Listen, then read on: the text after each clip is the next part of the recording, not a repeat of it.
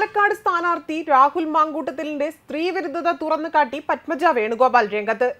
രാഹുൽ മാങ്കൂട്ടത്തിലിന്റെ സ്ഥാനാർത്ഥിത്വത്തെയും പത്മജ വേണുഗോപാൽ ചോദ്യം ചെയ്തു. പത്മജ വേണുഗോപാലിന്റെ വാക്കുകൾ ഇങ്ങനെയാണ്: രാഹുലിനെ എന്തിനാണ് പത്തനംതിട്ടയിൽ നിന്ന് കൊണ്ടുവന്നത്? പാലക്കാട് ആരുമില്ലേ കോൺഗ്രസിൽ സ്ഥാനാർത്ഥിയാവാൻ? രാഹുൽ സോഷ്യൽ മീഡിയയിലൂടെ വളർന്നയാളാണ്. പ്രിയദർശൻ സിനിമ പോലെയാണ് രാഹുൽ യൂത്ത് കോൺഗ്രസ് പ്രസിഡന്റ് ആയത്. ഷാഫിയുടെ കൈക്കൂലിയാണ് രാഹുൽ മാങ്കൂട്ടത്തിലിന്റെ സീറ്റ് തൃശ്ശൂരിൽ വരുന്നത് എന്ന് ഞാൻ കെ മുരളീധരനോട് പറഞ്ഞതാണ്. മുരളീധരനെ പാലക്കാട്ടും ചതിച്ചു. ഉള്ളിന്റെ ഉള്ളിൽ കെ മുരളീധരൻ കരയുന്നുണ്ട്. അദ്ദേഹം മനസ്സുകൊണ്ട് ഒരിക്കലും ആഗ്രഹിക്കുന്നില്ല രാഹുൽ മാങ്കൂട്ടത്തിനെ വിജയിക്കണമെന്നുള്ളത്.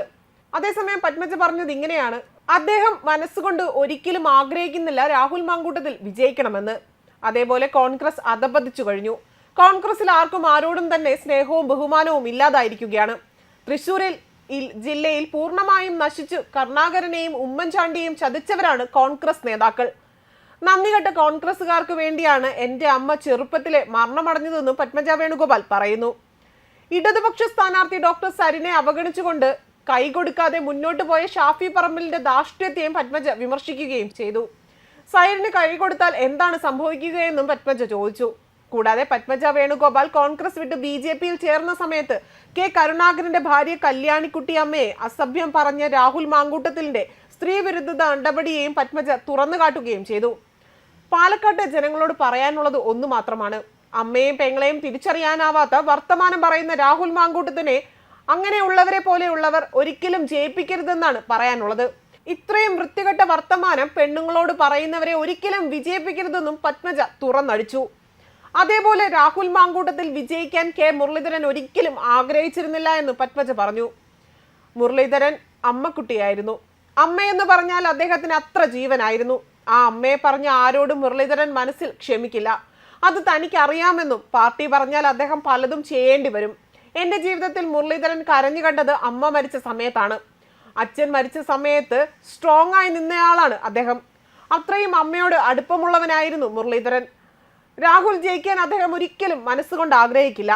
രാഹുലിനെ എന്തിനാണ് പാലക്കാട്ട് കൊണ്ടുവന്നതെന്നും സ്വന്തമായ ഒരു അഭിപ്രായവും ഇല്ലാത്തയാളാണ് രാഹുലെന്നും സോഷ്യൽ മീഡിയയിലൂടെ മാത്രം വളർന്നയാളാണ് എന്നും പ്രിയദർശൻ സിനിമയിലെ പോലെയാണ് കോൺഗ്രസിലെ കാര്യങ്ങൾ നടക്കുന്നതെന്നും ഒരാൾ എന്ത് ഗ്രൂപ്പിൽ നിന്ന് രാവിലെ എണീറ്റാൽ മാത്രമേ അറിയാൻ സാധിക്കത്തുള്ളൂ എന്നും പത്മജ വേണുഗോപാൽ പറഞ്ഞു.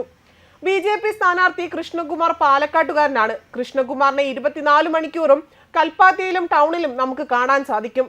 അങ്ങനെ ഒരാൾ MLA ആകുന്നതല്ലേ നമുക്ക് നല്ലതെന്നും പത്മജ വ്യക്തമാക്കി. അതേസമയം കഴിഞ്ഞ ദിവസവും പത്മജ തന്റെ ഫേസ്ബുക്ക് പോസ്റ്റിലൂടെ രാഹുൽ മാങ്കൂട്ടത്തിനെതിരെ രംഗത്ത് വന്നിരുന്നു. LDF സ്ഥാനാർത്ഥി P സരിന് ഹസ്തദാനം നൽകാൻ വിസമ്മതിച്ചതിന് എതിരെയാണ് അവർ രംഗത്ത് വന്നത്.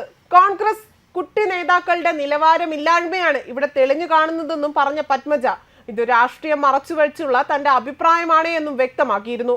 ആ പ്രതികരണം ഇങ്ങനെയായിരുന്നു: രാഹുൽ കോൺഗ്രസ് വിട്ടപ്പോൾ എൻ്റെ അമ്മയെ സംസ്കാരശൂന്യമായി അധിക്ഷേപിച്ച പയ്യനല്ലേ ഈ രാഹുൽ. രാഷ്ട്രീയ അഭിപ്രായ വ്യത്യാസമുണ്ടാകും. ഇവിടെ സരിന് രാഷ്ട്രീയ മാന്യതയാണ് ഉയർന്നത്. എതിർ സ്ഥാനാർത്ഥി കൈ കൊടുത്തില്ലെങ്കിൽ സരിന് ഒന്നുമില്ല.